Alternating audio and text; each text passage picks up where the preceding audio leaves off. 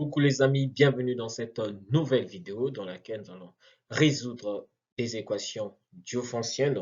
Donc ici, nous allons mettre en évidence l'algorithme d'Euclide et la résolution des équations diophantiennes. Et premièrement, nous allons mobiliser les connaissances telles que le fameux théorème de Gauss que nous avons vu lors de la vidéo précédente et comment déduire une solution particulière d'une équation diophantienne en partant de l'algorithme d'Euclide. Donc, je vous invite à rester scotché et on se retrouve juste après le jingle pour la résolution.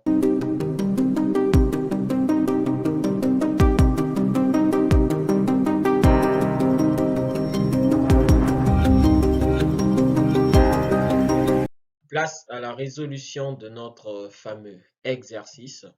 À la première question, on nous demande ici, il faut appliquer l'algorithme d'Euclide aux deux entiers naturels, A qui est 41 et B qui est 27. Donc ici, qu'est-ce que nous allons faire? Nous allons diviser 41 par 27. Et la division de 41 par 27, l'objectif c'est de déterminer le quotient et le reste. Donc du coup, le résultat nous donnera quoi? Lorsque nous divisons 41 par 27, le quotient c'est 1 et le reste c'est 14. Alors voilà, nous venons d'effectuer l'algorithme d'Euclide des entiers naturels 41 et 27. Mais pour les besoins de la suite, nous allons aller de façon progressive. Qu'est-ce qu'on va faire? On va cette fois-ci appliquer la division de 27 par 14 jusqu'à ce qu'on aura un reste soit égal à 1 ou encore un reste, donc l'avant-dernier reste non nul. Et ici, qu'est-ce qu'on fait? 27 divisé par 14, le quotient c'est 1 et le reste c'est 13. On va poursuivre. On va prendre le nouveau diviseur, donc le 14. Cette fois-ci, on va diviser 14 par 13. Et le résultat nous donne quoi? 13 fois 1 plus 1. Et nous allons remarquer si on prenait maintenant 13 en divisé par 1, le reste sera 0 parce que tout entier naturel est divisible par 1. Et voilà là où s'arrête l'algorithme d'Euclide. Et donc voilà ici, appliquer l'algorithme d'Euclide aux deux entiers naturels A qui est égal à 41 et B qui est égal à 27. À la seconde question, on nous demande de déduire la solution particulière dans l'ensemble des entiers naturels de l'équation 41x moins 27y est égal à 1. Qu'est-ce que je fais? Je partirai de l'algorithme d'Euclide. Pourquoi je vais partir de l'algorithme d'Euclide? Vous allez le remarquer tout à l'heure. En prenant la dernière égalité, on pourra très vite remarquer que 14 égale à 13 fois 1 plus 1. Et moi, qu'est-ce que je fais? Je prends le dernier reste, donc notre reste qui est là, qui est 1. Je vais balancer dans toute expression, dans tout terme qui est du côté du reste, je balance au second membre. Ce qui va me permettre d'avoir 14 moins 13 fois 1. Et je garde toujours le 13 fois 1 parce que c'est important. Et nous allons voir le pourquoi on le garde. Parce que notre objectif, c'est de faire apparaître les coefficients 41 et 27. Et à partir de là, l'équation que nous allons avoir, les coefficients qui vont multiplier 41 et 27, c'est ce que nous allons appeler respectivement x et y. Alors, une fois qu'on a 1 égale à 14 moins 13 fois 1, on peut remarquer que ici, la deuxième égalité, c'est 27 qui est égal à 14 fois 1 plus 13. Donc, je peux aussi faire comme je l'ai fait avec la dernière égalité, exprimer 13 en fonction de 27 et 14. Donc, c'est ce qui va faire naître l'égalité suivante. Donc, nous avons 1 égale à 14 moins facteur. Le 13, nous l'avons remplacé par 27 moins 14 fois 1. Et le tout sera mutué par 1. Voilà pourquoi je peux ne pas l'ajouter. Voilà. Et en développant, j'obtiens quoi? Vous allez remarquer, j'aurai ici moins fois plus, c'est moins 27. Moins fois moins plus, donc je 14 fois 1. Or, 14 plus 14, ça fait 28. Mais je ne mettrai pas 28, je mettrai 14 fois 2. Donc, je dois garder le 14. Et pourquoi je garde le 14? Parce que je veux aussi utiliser ce reste qui est ici, 14. Et je répète encore, l'objectif, c'est de faire apparaître les coefficients 41 et moins 27. Je veux reprendre le même processus. Cette fois-ci, c'est le 14 que je vais exprimer en fonction de 41 et 27. Ce qui va donner, voilà, j'ai 1 égale à 41 moins 27 fois 1, le tout multiplié par le qui est là, moins 27. Et en développant, qu'est-ce que j'ai? J'ai 41 fois 2 moins 27 fois 2, moins le 27 qui est là. Et étant donné que ici j'ai 41 qui apparaît, j'ai moins 27 qui est ici, je veux faire quoi? Je prends le moins 27 en facteur.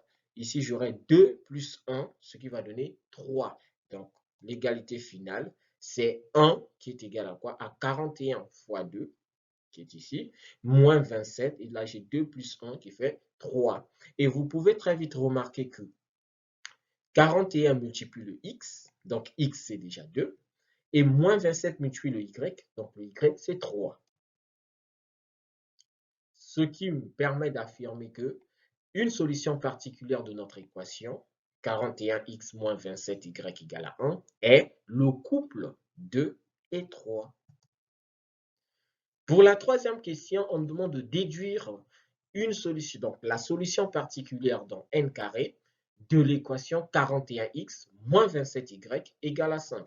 Donc, si une solution particulière de l'équation 41x moins 27y égale à 1 était 2 et 3, alors pour obtenir une solution particulière de l'équation 41x moins 27y, on peut vite remarquer égale à 5, pour moi, on peut vite remarquer que le second membre a été multiplié par 5. Donc, du coup, qu'est-ce que je fais? Il suffit de multiplier 2 par 5 et 3 par 5. Donc, du coup, j'ai 10 fois 15. Alors, nous allons essayer de le détailler ici, mieux rédigé. Donc, d'après la question 2, nous avons ici 41 fois 2 moins 27 fois 3 égale à 1. En multipliant donc toute l'équation par 5, nous allons obtenir 41 fois 10 moins 27 fois 15 égale à 5. Donc, toujours, l'objectif, c'est de garder les coefficients de départ de notre équation. Et du coup, une solution particulière de notre fameuse équation sera donc le couple 10 et 15. Voilà, ici, on vient de trouver la solution particulière de notre équation 41x moins 27y est égal à 5. Pour la toute dernière question et pour terminer avec notre exercice, nous allons répondre à la question 4 qui consiste à résoudre dans z carré l'équation 41x moins 27y est égal à 5. Rappelons-nous des questions 3. Voilà, de la question 3, je vais juste partir de la question 3. À partir de la question 3, nous avons déduit la solution particulière de l'équation 41x moins 27y est égal à 5. Et donc, je peux représenter ces deux équations et à partir de cette solution particulière, on peut déduire la solution générale de notre équation diophantienne. Et cette solution générale, je rappelle bien, c'est le couple de solutions x et y. Donc, on aura ici, premièrement, je rappelle cette équation, c'est 41x moins 27y égale à 5. Et je prends l'égalité qu'on a obtenue au niveau de la question 3. Donc, 41 fois 10 moins 27 fois 15 égale à 5.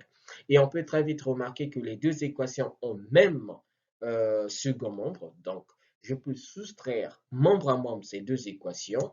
Donc, ce qui va nous permettre d'avoir quoi? Donc, en soustrayant membre à membre, on obtient ici, voilà. Donc ici, je répète encore, lorsque nous faisons la soustraction membre à membre, l'objectif c'est toujours garder les coefficients de départ de nos équations et additionner juste les coefficients qui multiplient, les coefficients réels. Ou encore, voilà, naturels, vu qu'on va plus manipuler des entiers naturels. Donc, tel qu'ici, c'est 41, 41. Donc, on fait x moins 10, c'est ce qui est ici, moins 27, moins 27. Donc, nous allons faire y moins 15. Et au second membre, c'est 5 moins 5 qui font 0. Alors, ici, on peut très bien vite voir qu'on balance le moins 27 au second membre, ce qui donnera 41 facteur de x moins 10 égale à 27 facteur de y moins 15. Alors, arrivé ici, qu'est-ce qu'on peut remarquer? Et nous allons remarquer une chose. si on a bien suivi la vidéo précédente, on a remarqué que ici on a 41 fois x moins 10 qui est égal à 27 fois y moins 15. Et grâce à l'algorithme d'Euclide, vu au niveau de la question 1, on avait remarqué que le tout dernier reste, c'était 1. Et lorsque le tout dernier reste, après l'algorithme d'Euclide de 2 entiers naturels égal à 1, donc le dernier reste non nul, bien sûr, est égal à 1, ça veut dire que le PGCD de ces deux entiers, c'est 1. Et si le PGCD de deux entiers est égal à 1, ça veut dire que ces deux entiers sont promis entre eux. Et si deux entiers naturels sont promis entre eux, et qu'on a ce genre d'égalité, tel qu'ici 41 et 27 sont promis entre eux, alors on peut appliquer le théorème de Gauss. Et le théorème de Gauss stipule quoi? Donc, comme 41 et 27 sont promis entre eux, alors d'après le théorème de Gauss, 41 va diviser y moins 15. De même, 27 va diviser x moins 10. Donc, si 41 divise y moins 15, il existe un entier relatif k tel que y moins 15 égale à 41k, ce qui me permet d'obtenir la valeur de y qui est égale à quoi? À 15 plus 41k avec k appartenant à z, raison pour laquelle nos solutions seront dans z carré. De même, 27 à son tour va diviser x moins 10, ce qui me permet de dire qu'il existe aussi un entier relatif k tel que x moins 10 égale à 27k. Et donc, on déduit la valeur de x qui est égale à 10 plus 27k, k étant un entier relatif. En conclusion, on vient d'obtenir la valeur de x et la valeur de y, donc l'ensemble solution de l'équation 41x moins 27y égale à 5 n'est autre que le couple de solutions 10 plus 27k et 15 plus 41k pour tout k appartenant à z. Voilà terminé ici la résolution de notre équation. J'ai pris le temps d'expliquer cela parce que c'est très important. C'est un exercice typique pour les élèves de terminale. Série spécialité mathématiques et terminale C, etc. C'est très important. J'ai pris le temps et nous allons multiplier des vidéos sur l'arithmétique, surtout dans la résolution des équations différéentielles, l'application du théorème de Gauss, le fameux théorème de Bézout, voilà, dans tout ça.